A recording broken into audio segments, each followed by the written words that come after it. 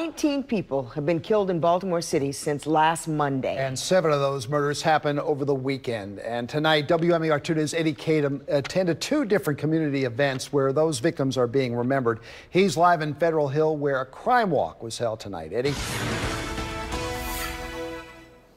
Yeah, Jamie and Kelly, it's been the deadliest week all year, and the death isn't discriminating. People of all walks of life from all over the city, they're being killed. Just 2 hours ago, I was at a vigil. A 17-year-old was killed near Druid Hill, and he was right across the street from a church and a few blocks away from here. Federal Hill, just a few blocks away at Riverside Park.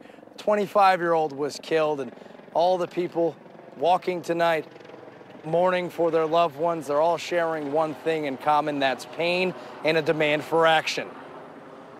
You can't go far in the city of Baltimore without finding a grieving community. 18 murders in a week will create scenes like this one. 17-year-old Trey White was goofy. Loved ones say he was starting to get on the right path. I hate it. I hate it. And the mayor needs to do something about this. This is ridiculous.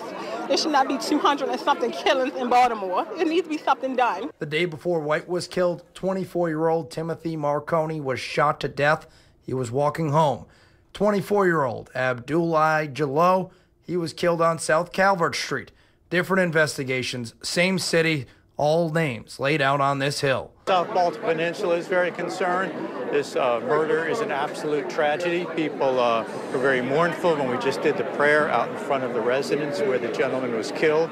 The mayor carrying one of those names. The people out to ask the leader of this city how to stop this. We've had an uptick in violence in September. There was an uptick in violence in April, but every single month we were trending downwards. And so we've got to stick to what we're doing, but I still say we need more help, and we will continue to ask for more help and more police officers and getting them on the streets as quickly as we can. Union Baptist Church Reverend Al Hathaway was born across the street from where White was killed. White was the uncle of one of the kids in the Head Start program that Hathaway and Union Baptist started. So we have to now deal with what you call trauma-informed care. We have to provide care to people who see these incidences too frequently in our community. Keep seeing it. What does that do to a child and to, anybody in the community, but specifically children seeing this constant? The challenge is that they become numb to it.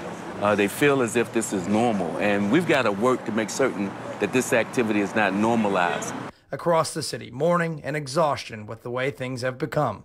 Almost everyone in this room probably has walked up and down that street at some time, walked out in front, and they all realize it could have been them, and that's why so many of them are here tonight. It can happen any moment. It can happen now, I mean, we can't really control it, I mean, it can happen. The police sit right there.